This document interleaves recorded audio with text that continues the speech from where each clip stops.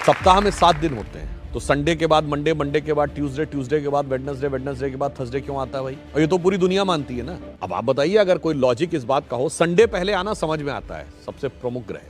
और जो हमसे कहते हैं कि आप लोग तो 7 ही ग्रह मानते हैं और 9 होते हैं, तो भाई तुम भी तो 7 दिन मानते हो, मगर सवाल हमसे पूछते हो। चलिए, अगर सूर्य सबसे बड़ा ग्रह है और साइज के हिसाब से होना चाहिए था, तो उसके बाद दूसरे नंबर का ग्रह बृहस्पति है साइज में, फिर तीसरे नंबर का शनि है, तो संडे के बाद थर्सडे आना चाहिए था, उसके बाद सैटरडे आना चाहिए। यदि सूर्य से डिस्टेंस पे देखें तो नियरेस्ट वेडनेसडे है, तो संडे के बाद बुध है, तो संडे के बाद वेडनेसडे आना चाहिए था। परंतु ऐसा क्यों होता है? उसका कारण विशुद्ध भारतीय ज्ञान, जो भारत की वैदिक ज्योतिष है, जिसमें एक चीज होती है होरा।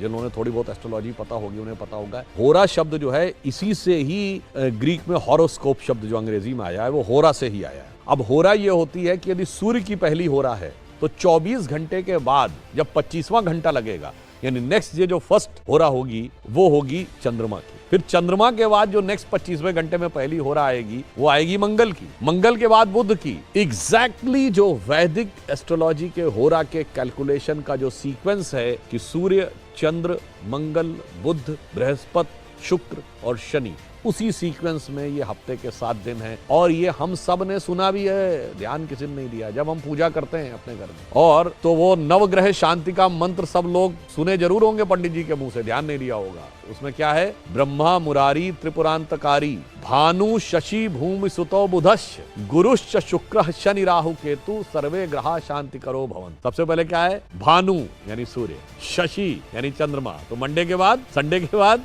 मंडे, भूमि सुतो मंगल, देन ट्यूसडे, बुधश्च, गुरुश्च शुक्र शनि।